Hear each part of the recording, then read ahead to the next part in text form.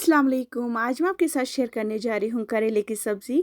बहुत ही मज़ेदार की बन जाती है। सब सोच रहे होंगे कि अरे यार क्या मज़ेदार की बन जाती है, तो बहुत कड़वी बन जाती है। जब आप ऐसे एक बार बनाओगे ना, मैं गारंटी के साथ बोलती हूँ कि बहुत ही मज़ेदार की बन जाएगी और बिल्कुल भी कड़वी नहीं बनेगी। आप ज़रूर कीजिएगा ऐसे एक बार ट्राई अपने घरों में। मैंने पार्ट फर्स्ट में आपको दिखाया था कि करेले का जूस हम कैसे बनाएंगे। पार्ट सेकेंड में मैंने आपको दिखाया था कि करेले का मज़ेदार का चूरमा हम कैसे बनाएंगे।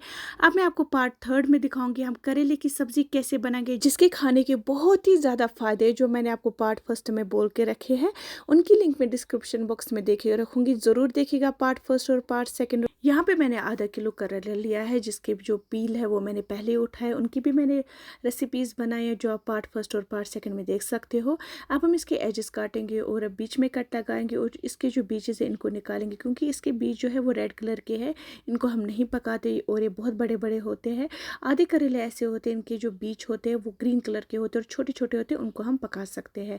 अब हम इनको अच्छे से वॉश करेंगे। अब हम इनकी कटिंग करेंगे। इनको हम गोल शेप दे देंगे, गोल गोल आप देख सकते हो, ऐसे इनकी हम शेप दे देंगे। इसके बाद हम इसमें डालेंगे नमक 1 चम्मच। अच्छे से हम इसको मिक्स करेंगे। फिर हम इसको रेस्ट देंगे लगभग आधे घंटे तक, ताकि इसमें जो कड़वा पानी हो अच्छे से निकल जाए। तब तक हम सब्जी काटेंगे। यहाँ पे मैंने 2 प्याज लिए हैं और 2 टमाटर लिए, इनकी हम कटिंग करेंगे। हमें इनकी कटिंग बिल्कुल ऐसे ही करनी है, आप देख सकते हो। टमाटर को भी हम अच्छे से काटेंगे।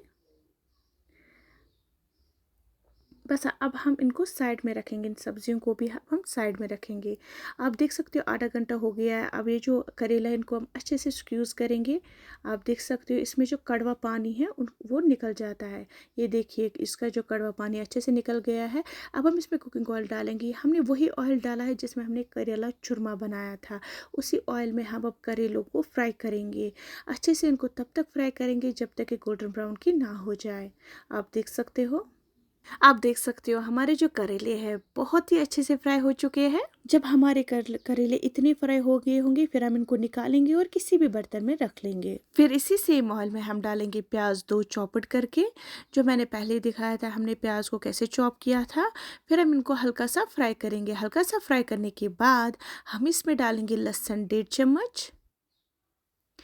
फिर हम इनको कुछ देर तक और फ्राई कर लेंगे। अच्छे से हम प्याज़ों को फ्राई कर लेंगे।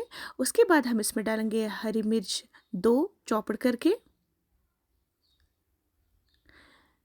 आप देख सकते हो मुझे यहाँ पे लगा कि ऑयल थोड़ा ज़्यादा है, इसलिए मैंने आधा ऑयल इसमें निकाला। अगर आपको लगे कि ऑयल ठीक है फिर आप रख सकते हो, लेकिन मुझे लगा ऑयल ज़्यादा है, इसलिए मैंने इसमें आधा ऑयल निकाल दिया।